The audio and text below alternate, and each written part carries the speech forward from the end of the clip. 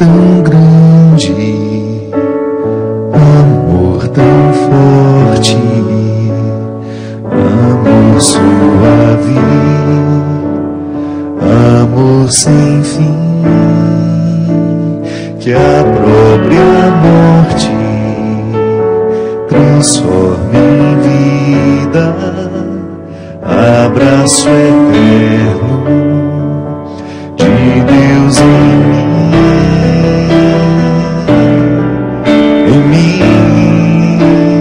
nem as torrentes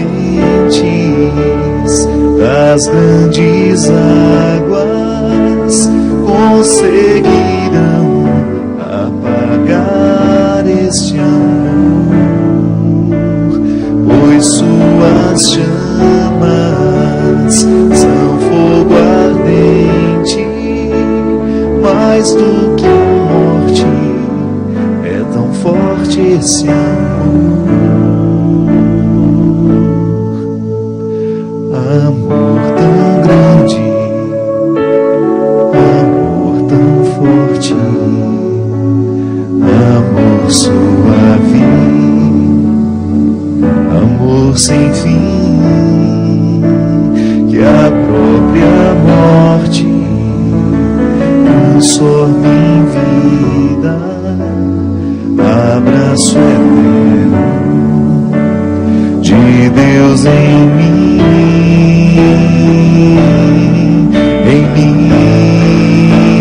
nem as torrentes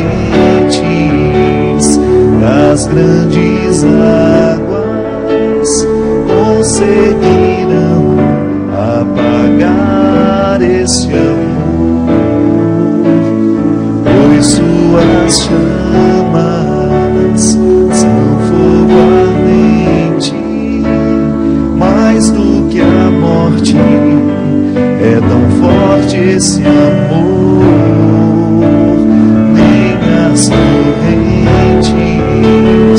das grandes águas conseguirão apagar esse amor, pois suas chamas são fogo ardente, mais do que a morte, é tão forte esse amor.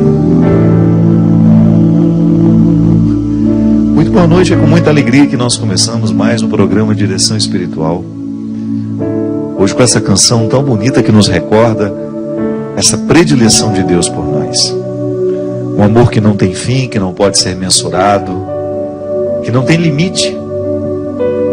É a partir deste amor que nos foi revelado por Jesus, pois é Ele o grande responsável por nos revelar o coração de Deus. Jesus é a hermenêutica do Pai, isto é a interpretação mais precisa que nós podemos ter dele. Quem é Deus? Os profetas no Antigo Testamento nos ajudaram a dar passos na direção deste Deus. O povo do Antigo Testamento caminha sempre procurando vestígios de quem é Deus. Temos momentos maravilhosos na história do povo hebreu. A libertação do Egito como prova de amor, toda ela guiada por Moisés. Nós temos em Abraão, o pai da nossa fé, expressões lindíssimas, momentos preciosos desta revelação. Você tem os patriarcas, os profetas, Jeremias, Ezequiel, Isaías, grandes homens da história bíblica no Antigo Testamento, que vão construindo no coração do povo cada vez mais a verdadeira imagem de Deus. Em Isaías nós temos textos e passagens preciosas que nos ajudam a mergulhar no mistério do coração do Senhor. Mas o grande momento desta revelação, o ponto alto da revelação, é a encarnação do Verbo. No coração de Maria, no ventre de Maria, a semente divina é colocada. E esse menino cresce, esse menino vira adulto, vive 3 anos intensamente pregando e nos ensinando quem é o Pai. É a partir de Jesus, na expressão de sua misericórdia, que nós temos a verdadeira imagem do Pai. Agora já não há mais equívocos. A gente já não precisa errar. Deus é amor. E essa frase, minha gente, nós levamos tantos anos para ter o direito de dizer. E se levamos tanto tempo para caminhar na direção deste Deus amor, nós não podemos abrir mão disso por qualquer coisa, por qualquer motivo, por nada dessa vida. Nenhum pecado que a gente tenha cometido pode ter o direito de nos fazer esquecer que Deus é amor. É esse amor que nos faz voltar, é esse amor que nos faz querer diariamente a reciclagem do nosso coração, porque Deus acredita em nós.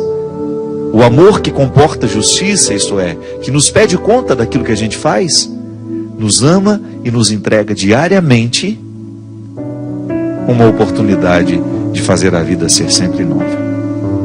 Nós estamos vivendo um momento da igreja muito especial, pois temos um Papa muito misericordioso, que tem ganhado o mundo, que tem ganhado até mesmo os descrentes, por ter em sua vida, de maneira muito encarnada, a misericórdia de Deus Pai.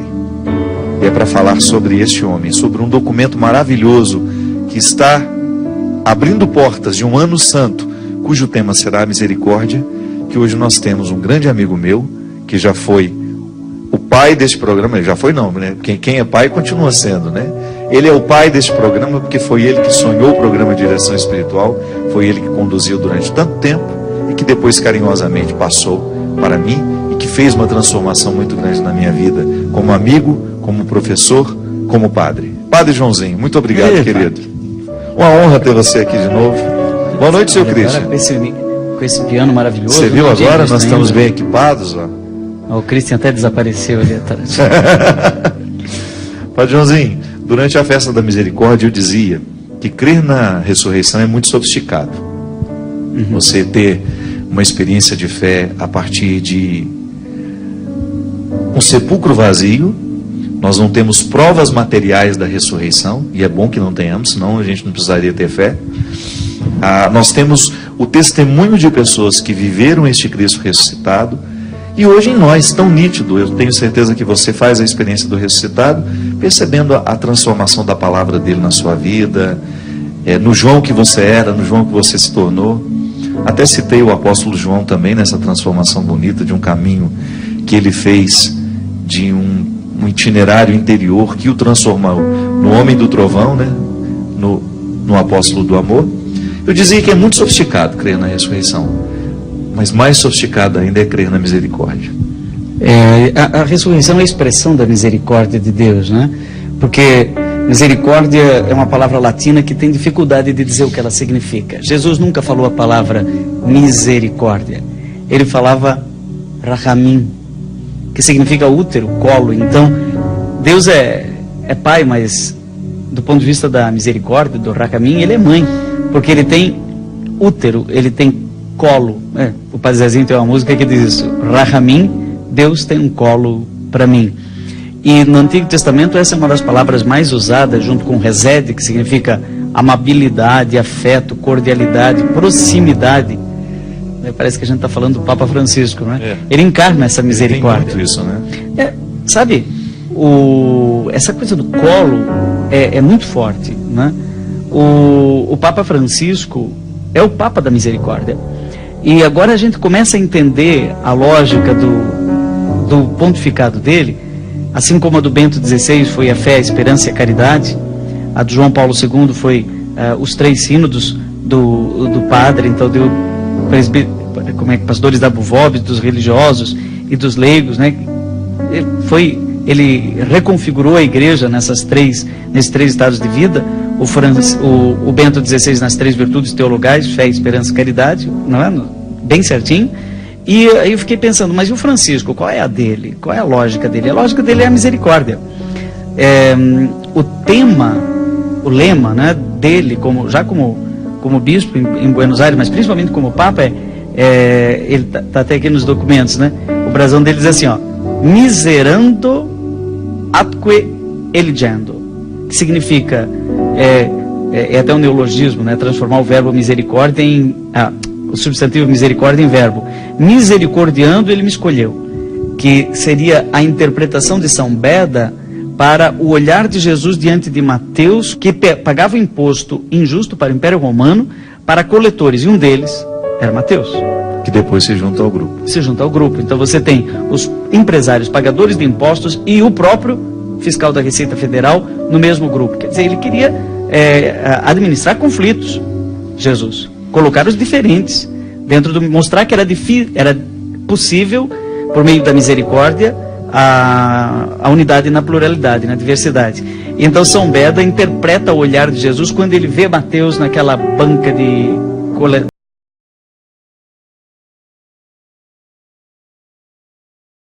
né? Então esse olhar de misericórdia sobre o diferente, o olhar de misericórdia sobre o que não concorda comigo, o da outra religião, né? O da outra confissão cristã, o olhar do Papa sobre os travestis. Esses tempos atrás ele convidou travestis, recebeu né, no Vaticano, né? Para almoçar junto. Isso é muito importante, né? Almoçar junto. Ele, segundo que de pessoas muito próximas lá, diz que ele tem esse hábito de levar pessoas para almoçarem com ele. Convidar, levar, entra. Imagina isso. Tinha um morador de rua, ele levou um morador no Vaticano que faleceu, né? O morador de rua faleceu, e aí disseram, mas como é que vamos fazer? Ele falou, não tem problema, vamos sepultar aqui no Vaticano. Foi sepultado. Nosso estado. Nosso estado faleceu.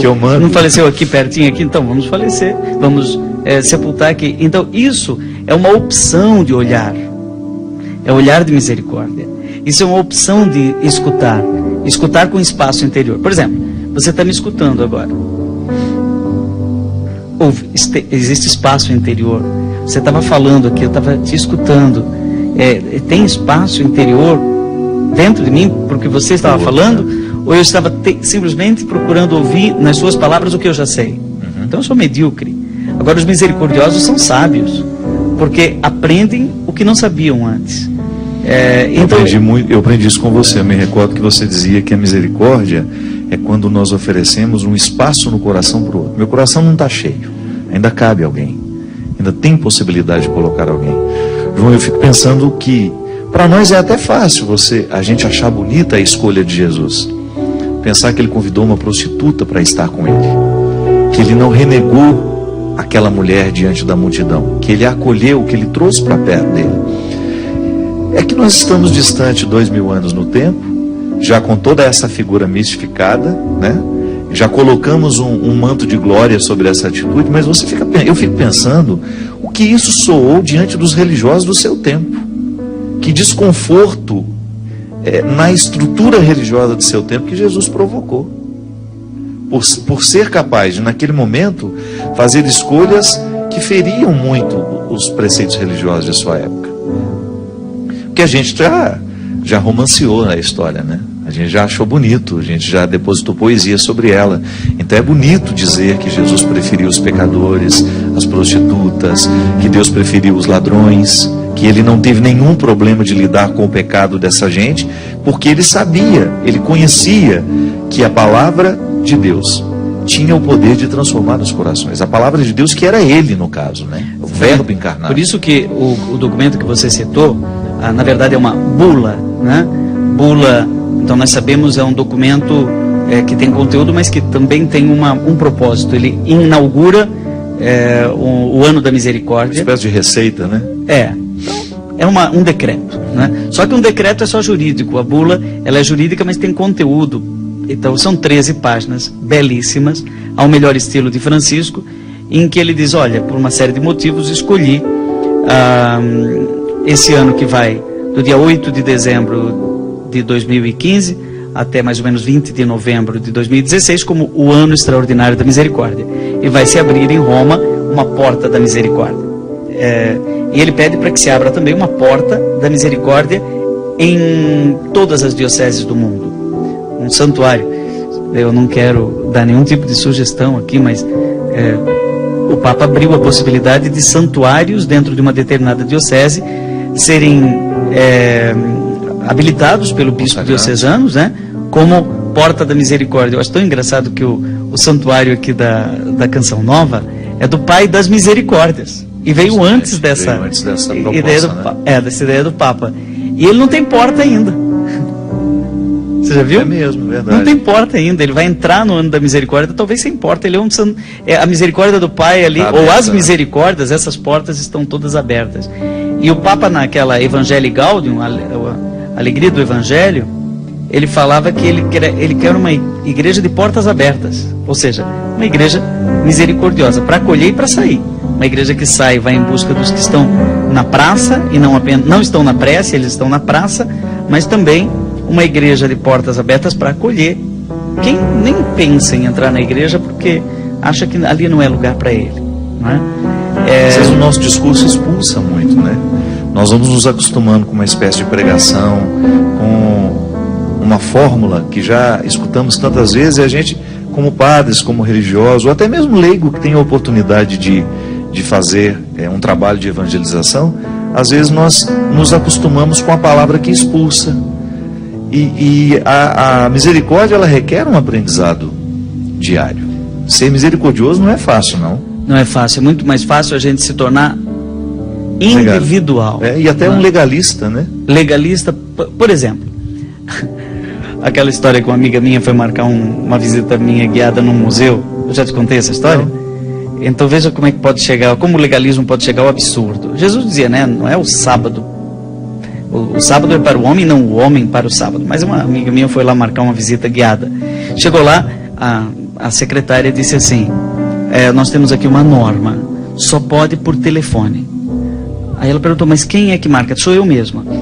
Mas só por telefone. Qual que é o seu telefone? Vou aí ligar ela agora. Disse, pois não, eu dei o cartãozinho, ela foi e ligou na frente da moça. E aí depois agradeceu, olha, obrigado, viu, deu certo. Quer dizer, o legalismo é absurdo, chega a ser ridículo, né? A foco na regra, né? E você acaba não vendo a pessoa.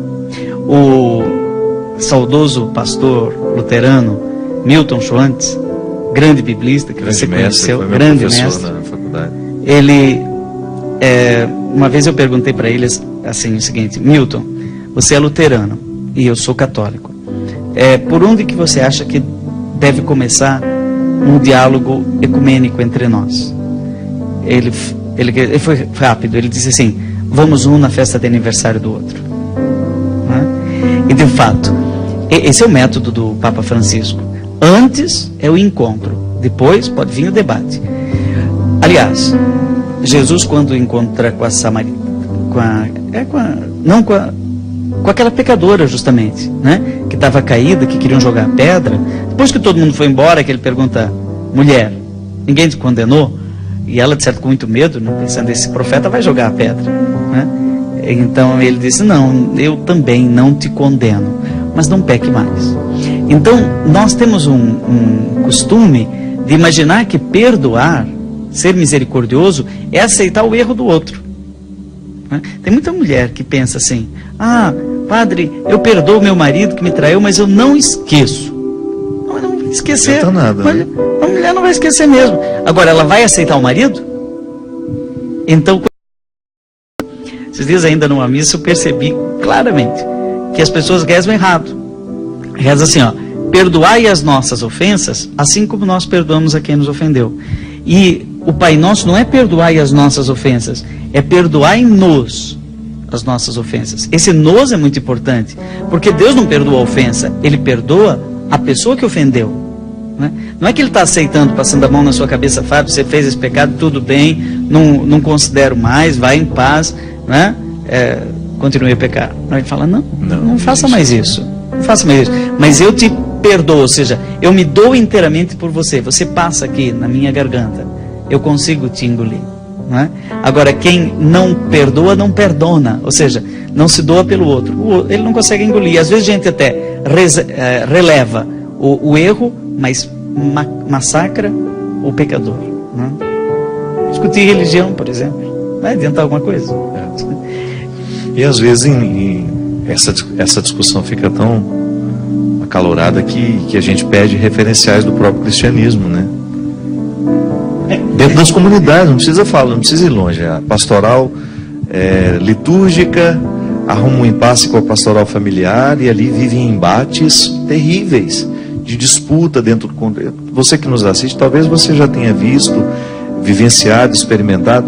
Ô João, é por isso que a gente precisa retomar muito a experiência dos Atos dos Apóstolos. Que o cristianismo naquele momento, de tanta perseguição, como é que eles podiam testemunhar que eles eram verdadeiramente cristãos? É na caridade que eles praticavam um com o outro. O que eles ofereciam? É o que você está dizendo. Quando eu tenho a oportunidade de visitar as minhas fraquezas, eu preciso me comprometer com elas. Porque se me sei perdoado, se me experimento perdoado por Deus, eu tenho que dar um passo adiante na superação daquilo que me faz pecar. Porque senão a pessoa vai ficar eternamente grosseira, metendo os pés pelas mãos, aí vai lá, se confessa e está tudo certo. E os estragos que a gente vai fazendo pelo caminho? Tem gente que diz assim, eu perdoando me sinto muito um boboca, um fraco, porque eu perdoei. Não, eu perdoo porque eu sou inteligente, porque mas é claro. Eu perdoo como Deus perdoa. Então, a misericórdia é vista como a fraqueza de Deus. Deus acolhe. Mas Santo Tomás de Aquino, e o Papa cita na Misericordiae Vultus, é o nome da bula, o rosto da misericórdia. Jesus é o rosto da misericórdia. Ele cita Santo Tomás de Aquino, que diz assim: a onipotência de Deus consiste na sua misericórdia. Ou seja, a força dele consiste na sua ternura, na sua fragilidade eterna. E o ressuscitado mostra para Tomé a mão. Põe a tua mão aqui, tem uma ferida. Fábio, eu fiquei a semana inteira pensando nisso, que o ressuscitado é o crucificado, que ele leva para a dimensão do eterno as marcas da história. E eu fiquei pensando, não tem coisa que você gostaria de esquecer? Tem coisa que você gostaria de... Tem dias que você gostaria de não ter vivido, palavras que você gostaria de não ter falado, né? Coisas que você gostaria de não ter feito. A memória será sempre um peso para nós, né? Mas no céu nós vamos carregar as marcas dessa paixão. Só que elas vão ser eternizadas, elas vão ser glorificadas, vão ser cicatrizes, mas nós estamos juntando na terra um patrimônio de memórias que nós vamos levar para o céu. E o ressuscitado levou marcas da crucificação. Ele levou a marca daquela lança que traspassou-lhe o lado e o coração. Ele levou a marca dos pregos na mão e disse para o Tomé, já ressuscitado. Então, o Papa Bento XVI chama isso de continuidade na descontinuidade. Ou seja, há uma continuidade entre a história e a glória, entre o já e o ainda não. Mas há também uma descontinuidade, lá não será como aqui. Mas alguma coisa do que é aqui vai para lá. Isso que é maravilhoso, saber que o ressuscitado atravessa paredes, mas come peixe. Aliás, ele preparou uma fogueirinha com peixe na beira do mar. O Papa Bento XVI disse, nós na teologia ainda não refletimos suficientemente sobre essa continuidade na descontinuidade, essa relação entre o céu e a terra, o céu que começa já, mas principalmente a terra que tem espaço no céu. Há algo de humano na dimensão da glória. Isso é muito bonito. Eu, se eu fosse você, não mudaria de canal, não. Nós vamos para um rápido intervalo e a gente continua essa belíssima reflexão sobre a misericórdia de Deus com o Padre Joãozinho aqui no programa Direção Espiritual.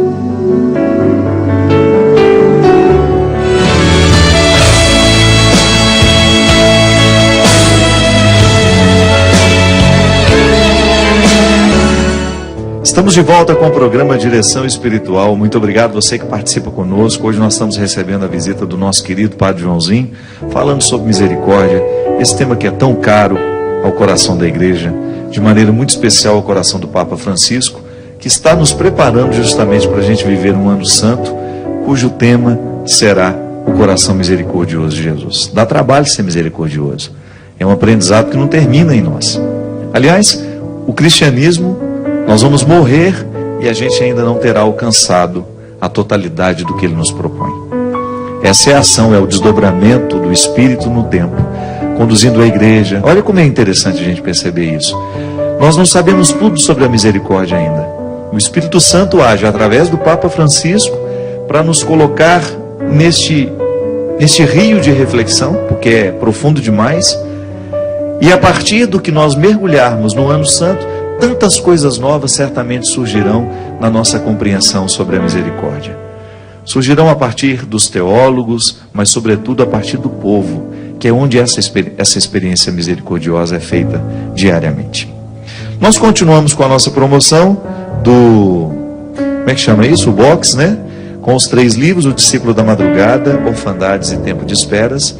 Se você entrar no site da Loja Sacra, www.lojasacra.com.br, você pode fazer o seu pedido e você diz para quem que você gostaria que o box fosse autografado. Então a promoção do box autografado continua na Loja Sacra. Uma oportunidade que você tem de presentear alguém, que você sabe que faria questão do autógrafo, é este momento. E também, para ajudar o projeto Dai-me Almas, o novo CD, meu novo trabalho, Deus no Esconderijo do Verso. Liga aqui, 0 operadora 11 3186 2600.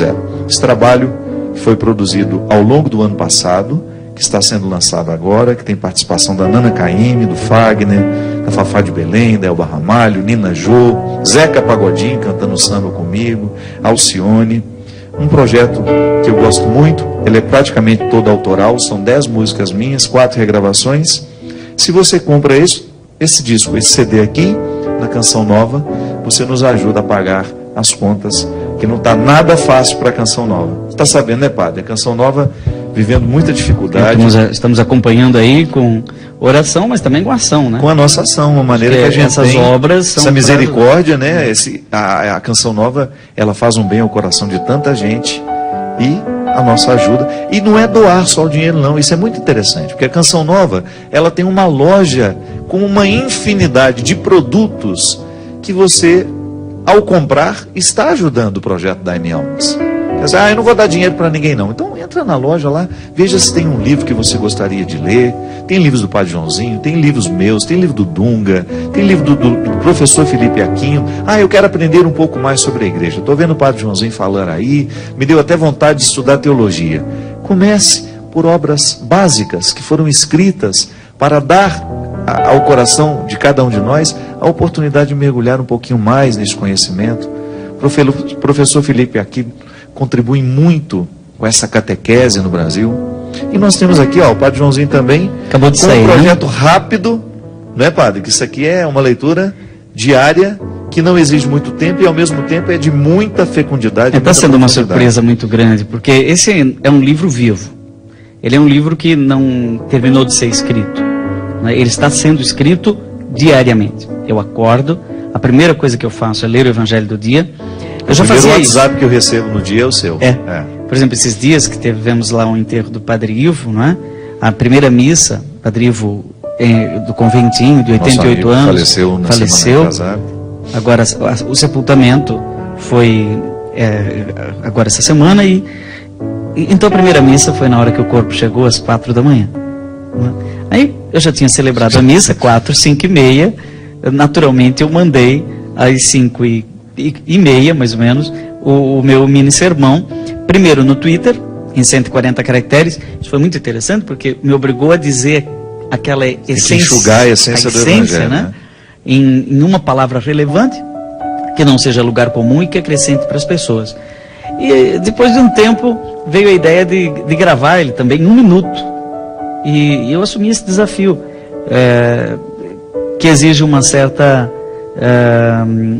síntese na voz. Então, comecei a mandar pelo WhatsApp. O WhatsApp permite isso e hoje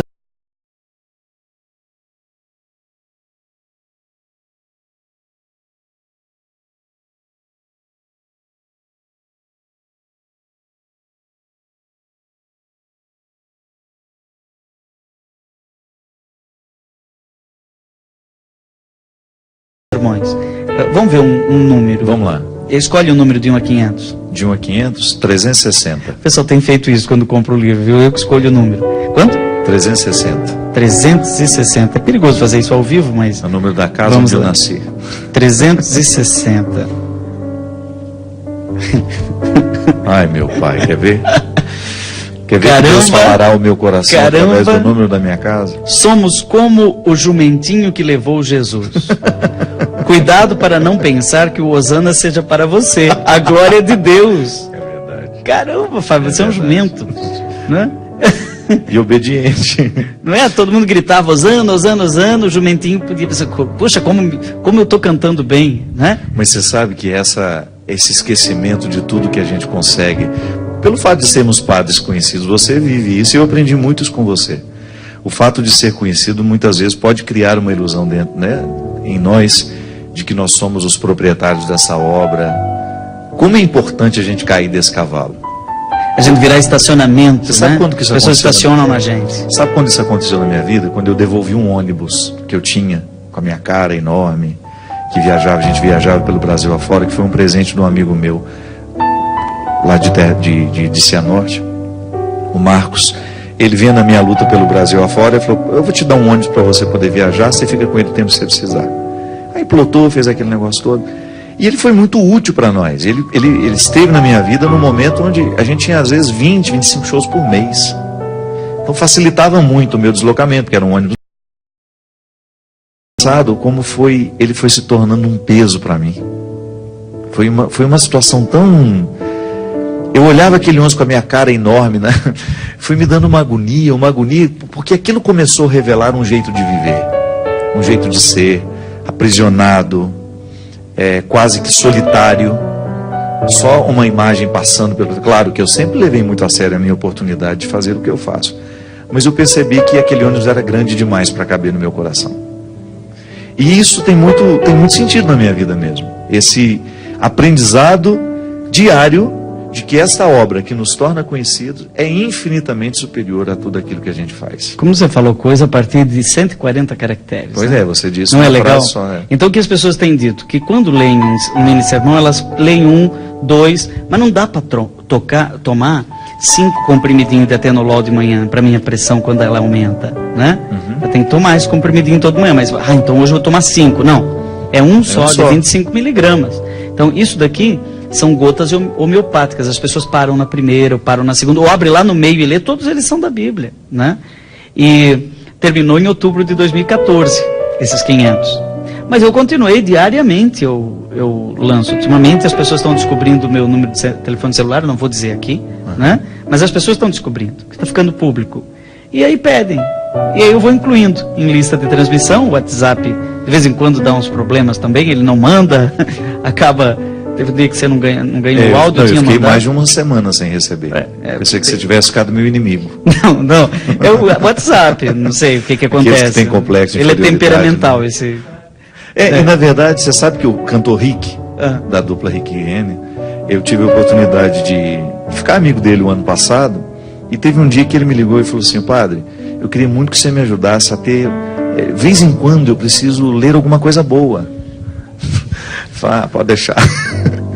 Assim, me ajuda, me manda alguma coisinha para mim e para minha esposa. Rapidinho, assim, uma coisa que pudesse me ajudar no meu dia a dia. O que você me reconhece? Fica tranquilo. E eu comecei a mandar. Primeiro eu disse quem era você, o trabalho que você fazia, e que esse para mim era muito eficaz, porque eu tinha diariamente um contato com o Evangelho. Antes mesmo de abrir a palavra para eu ler o Evangelho, eu já tinha um contato com o seu sábio resumo. Que é muito cruel resumir o Evangelho, né? Mas e não cair no lugar comum. Justamente. Né? Mas você tem uma perspicácia, como se fosse uma agulha cirúrgica mesmo, um bisturi, que vai e corta o Evangelho naquilo que ele precisa realmente dizer naquele momento. Impressionante. Acho que é uma vocação, mesmo. Fábio. Isso aí é uma vocação. O Heraldo da Codemuk diz que eu vou para o céu por causa do mini sermão. Mas é verdade, você sabe que é uma obra de misericórdia, que a gente não pode nem avaliar. Mas a ideia da palavra mini sermão não foi minha. Que te dá trabalho isso. Sabe que quem criou essa ideia foi o Padre Zezinho. Olha que gênio. Na década de 70, mesmo. Ele fez uma música chamada Mini Sermão. Ainda hoje ao cair da tarde. Isso aí. Que era a ideia seguinte: o padre saiu da missa, senta na calçada, ali na escada da igreja, aí vem os jovens e tal ao redor dele, e o sermão continua na informalidade. O sermão da prece se prolonga na praça. Lá parece que ele fala sermãozinho, né? Ele fala: eu vou pregar o meu sermãozinho, mas a música se chama Mini Sermão. Mini Sermão. E também eu devo crédito, né, ao padre Antônio Vieira. O padre Antônio Vieira uma vez escreveu uma carta enorme pro imperador, rei de Portugal. Então a carta tinha umas 15 páginas sobre o Brasil. E ele, a certa altura, diz assim, logo no início: a Alteza, perdoe-me que eu serei longo, eu vou me estender, porque não tive tempo que chega para me preparar para ser breve. Então, às vezes, Fábio, se eu levanto e antes de tomar banho, vou falar um pouquinho aqui da minha intimidade. Antes de tomar banho, eu faço o mini sermão, eu faço esse 1 minuto e esses 140 caracteres em 5, 6, 10 minutos. Se eu levanto, tomo banho, depois vou fazer, eu já levo 15. Se eu levanto, tomo banho, vou tomar café, e eu levo 20 a 30 minutos. Se eu dou uma aula, eu tenho que ficar 1 hora. Olha como é importante a primeira atitude do dia. Você ter a primeira atitude, a igreja sempre ensinou. Você já acorda elevado, né? Fazer o sinal da cruz. Uma coisinha. Simples demais. Quando a sua cabeça ela está assim, vazia, né? O coração está virgem. Acorda assim, como a água que recebe aquele orvalho da manhã, né? Sabe, eu acho que é muito, quem participa da missa diária, é muito interessante participar da missa de manhã. Tem pessoas que fazem exercícios físicos de manhã. A minha mãe todo dia acorda, vai nadar. Olha isso. Já começa com um comprometimento de fazer-se bem, né? E o bem físico que repercute também na alma. Ô João, você tocou no assunto da Eucaristia, as pessoas que têm o hábito da Eucaristia diária. Você já imaginou se a gente tivesse também, se a gente amarrasse neste hábito da Eucaristia, o hábito da palavra? Porque às vezes a gente vai à missa e se sai de lá e se pergunta, qual foi o evangelho de hoje? Se a gente tivesse o hábito, quem, por exemplo, não tem a oportunidade de ir à missa, mas que pode ter no seu celular como é que chama isso? É app? Não, é... WhatsApp. Não é o WhatsApp. O aplicativo? O aplicativo. Você tem um aplicativo da liturgia diária. Eu, por exemplo, tenho da Canção Nova. Eu tenho a oportunidade de, então, em algum momento do meu dia, numa breve leitura ali de 2, 3 minutos, eu leio o Evangelho. Tomo contato com a palavra. Porque a palavra é profundamente transformadora na nossa vida. Esse caminho da misericórdia que a gente precisa aprender é só mesmo com a leitura do Evangelho. Não tem outro jeito de imitar, de conhecer o coração de Jesus, se a gente não tomar contato com a sua palavra. Para mim isso é uma obra de misericórdia. Existem as obras de misericórdia, né? O Papa na Misericórdia Vultus, e nesse ano da misericórdia está pedindo que a gente se recupere isso. Obras de misericórdia são gestos de solidariedade. Então solidariedade é um outro nome da misericórdia, porque tem que ter muita abertura de coração para ser solidário. Então, às vezes não é todo dia que você acorda bem disposto, inspirado para ser breve, né? Inspirado para ser breve. Como dizia o Graciliano Ramos, ele dizia que o escritor tem que ser como as lavadeiras de Maceió, lá de Alagoas, desculpe, que vai lavando, vai tirando sabão. Escrever é cortar. Quanto mais você deixa o texto mais objetivo, mais curto, maior é a capacidade de dizer. Essa semana, na segunda-feira, eu levantei cedo, mas eu esqueci. Eu estava muito preocupado, que eu tinha chegado quase 1 da manhã da missão, no domingo, de domingo para segunda. Fui deitar, saí fora do meu ritmo, vim de ônibus e etc. Acordei cansado de um final de semana assim, muito intenso, e eu já tinha alunos para atender, 7h30, 8, 8h30, 9, 9h30 e até ao meio-dia. Meus 8 orientandos de trabalho de conclusão de curso. Quando deu 9h30, eu lembrei do mini sermão. Aí eu abri o celular. Eu já estava no quarto orientando que eu estava atendendo. Acorda, nós queremos o mini sermão. Falei, você tem o hábito de preparar, por exemplo? Você sabe, vou preparar os da semana. Não. Não. Alguém me disse o seguinte: faça no dia anterior. Acho que foi o próprio Heraldo também que me deu umas lições aí. Ele falou, faz no dia anterior. Porque aí você já, logo a primeira coisa você manda. Ou por que você não manda no dia anterior? Não. Eu quero aquela verdade da primeira água que sai da fonte, né?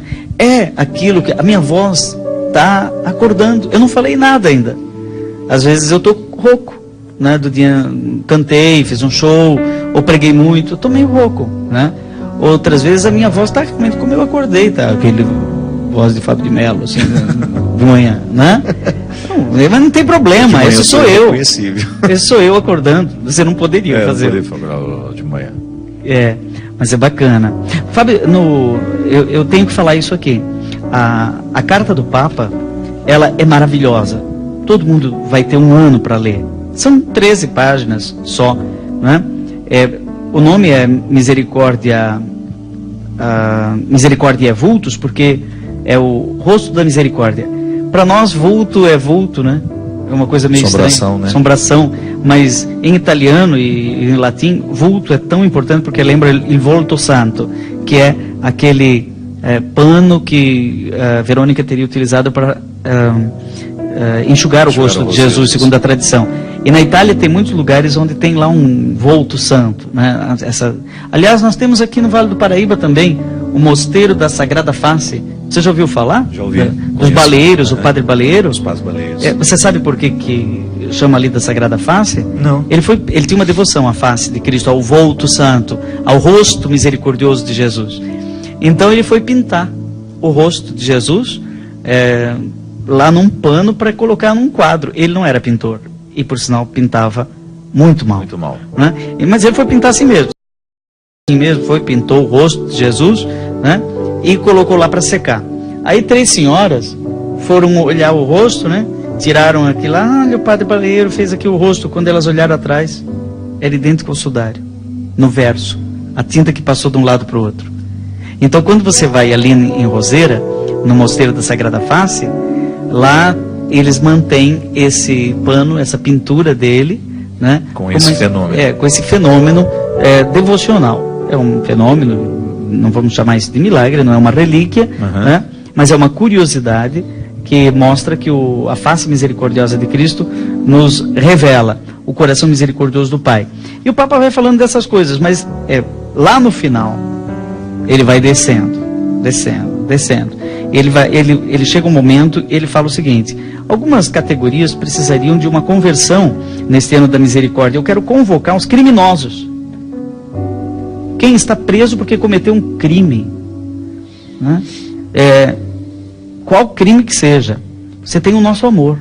Nós queremos ser solidários com você e queremos que você se converta do mal que você fez. E depois ele diz: e eu também quero fazer um outro convite a um outro tipo de categoria de pessoas que são autores ou cúmplices de corrupção. Nossa. E aí ele chama... Nós temos uma listinha grande para mandar para ele. Olha a fala. Eu vou ler no italiano aqui, depois eu vou traduzir, porque eu acho que ele escreveu em italiano. Então, questa piaga putrefatta della società è un grave peccato che grida verso il cielo. Esta ferida podre, né, da sociedade é um pecado grave que clama aos céus, né? Porque mina os fundamentos da vida pessoal e social. A corrupção impede de olhar para o futuro com esperança, porque é uma prepotência que destrói os projetos dos fracos e expulsa da mesa os pobres. Quer dizer, tudo muito bonito, mas me chamou a atenção que a misericórdia pode parecer uma atitude de quem é bonzinho, de quem exclui a justiça. O Deus misericordioso não abandona a sua justiça. A justiça, ela tem ela está sincronizada com a misericórdia de Deus. E em alguns momentos a mãe que tem colo, ela tem uma ira santa, né? Já viu isso? A ira santa da mãe. Então o nosso Deus, uma das expressões da misericórdia de Deus é esse seu zelo irado, né? Chamada a corrupção de chaga, como é que é? Ferida podre da sociedade. Podre. É uma chicotada, né? Não é? É porque alguém poderia dizer, né? Não, a igreja está proclamando esse ano da misericórdia para colocar panos quentes em cima das coisas, então quem está fazendo errado continue, porque a igreja perdoa. Não é bem assim, não. É por isso que eu digo que é muito sofisticado compreender, crer na misericórdia. Porque a gente precisa conciliar essa abertura de Deus para nós com também o seu pedido de sua prestação de contas, que é natural. Não há crescimento humano sem prestação de contas. Tua mãe já não te pegou no colo para te dar umas palmadas? Mas é claro. Então, misericórdia e colo. Tantas vezes na minha vida eu tive que dar satisfações por causa do amor que a pessoa sentia por mim. Eu tinha que prestar contas. É igual a parábola dos talentos, né? Ele deixa, depois ele volta, ele quer que a gente diga o que a gente fez com aquilo que recebeu. Então, existe a graça de ter recebido, de continuar recebendo a vida toda, porque esse talento não é... Os dons do Senhor são irrevogáveis, né? O apóstolo Paulo diz. Mas depois eu preciso prestar contas do que eu fiz com tudo isso. A mesma coisa é o amor de Deus por mim. vou ter de prestar contas do fato de me sentir amado por Ele. O que isso repercutiu na minha vida? O fato de saber-me amado por Deus modificou o meu jeito de me relacionar com você? Me fez te amar também tendo coragem de pedir, de prestar contas a mim, naquilo que diz respeito dessa responsabilidade que nos une? Então os vínculos que são perpassados pela misericórdia, João, eu compreendo que eles são sempre os mais difíceis de serem cuidados. Porque de um lado é permissão e do outro também existe uma negação. E a gente precisa entender no não que existe um amor presente ali. Nem tudo que é não nos nega. Interessante, né? Nós vamos ter em 2016, em pleno ano da misericórdia, a Jornada Mundial da Juventude em Cracóvia, na Polônia.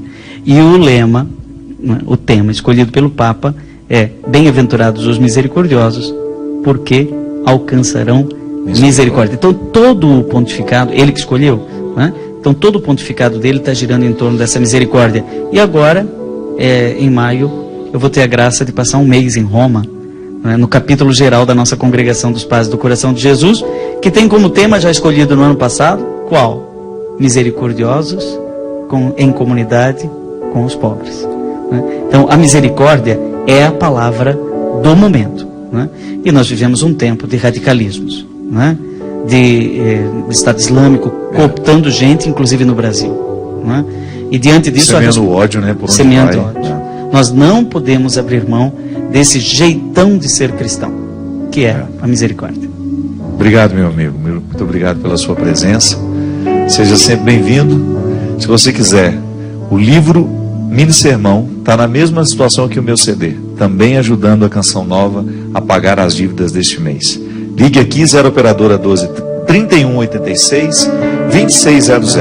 Adquira o livro do Padre Joãozinho, Mini Sermão. Apresentei a alguém que você sabe que não tem muita paciência com coisa de religião, mas que eu tenho certeza que vai ser muito tocado com essas frases breves, mas ao mesmo tempo tão cheias de fecundidade.